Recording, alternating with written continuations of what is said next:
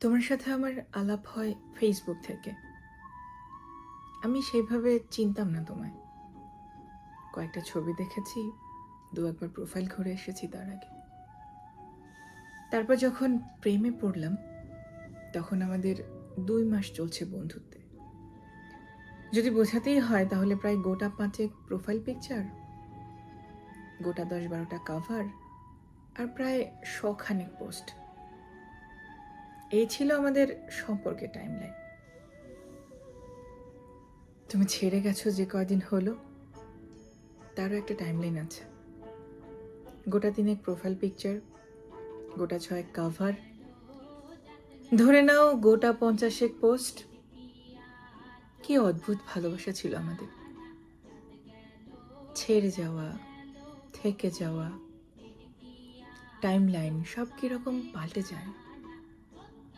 তারপর যেদিন আমি তোমার ব্লক লিস্টে গেলাম, সেদিন থেকে কত লেখা লিখেছি, পোস্ট শেয়ার করেছি। তুমি হয়তো তা দেখোনি, বা দেখেছো হয়তো বন্ধুদের প্রোফাইল থেকে।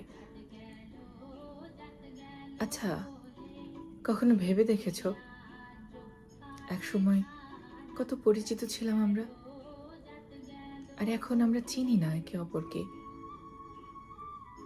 এই সুবিধাটা ফেসবুক আমাদের দিল। যাকে ভুলতে চাই জোর করে, তার অনিচ্ছায়, তাকে তুমি তোমার চোখের সামনে থেকে সরিয়ে দিতে পারো, ব্লক করে দিতে পারো। তারপর আরও কত পোস্ট করতে থাকি আমরা। টাইমের সাথে সাথে টাইম লাইন পাল্টে যায়। কিন্তু ভেবে দেখেছো কোনো দিন একসময় তুমি যাকে চাইলে নির্দ্বিধায়, তাকে এমন পর্যায়ে ঠেলে দিলে আর কোনোদিন কথা হবে না? একটা বয়স পার করার পর যখন মনে পড়বে, পারবে আনব্লক করতে, পারবে খুঁজতে, যখন লগ ইন বা লগ আউট করার ক্ষমতা সামর্থ্য আর থাকবে না, একটা বয়স পার করার পর আর মনে থাকবে আনব্লক করার কথা? শুধু এটুকুই বলার ছিল তোমার। ফেসবুক থাকবে তো চিরকাল, সময়ের সাথে সাথে আরও যুবক হবে। আমরা কিন্তু এই জগতেই পুরনো হতে থাকবো। তখন চাইলেও আর ব্লক লিস্ট থেকে ফ্রেন্ড লিস্টে যেতে পারবো না। জীবন এরকমই। ছেড়ে যাও যদি তুমি চাও, থেকে যাও যদি তুমি চাও, ভুলে যাও যদি তুমি চাও। মনে যদি থাকে, মনে থাকবে।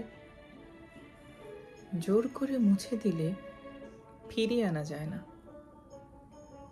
একদিন সবাই পাসওয়ার্ড ভুলে যায়, তা জীবনের হোক বা ফেসবুকের। তখন চাইলেও ফেরানো যায় না।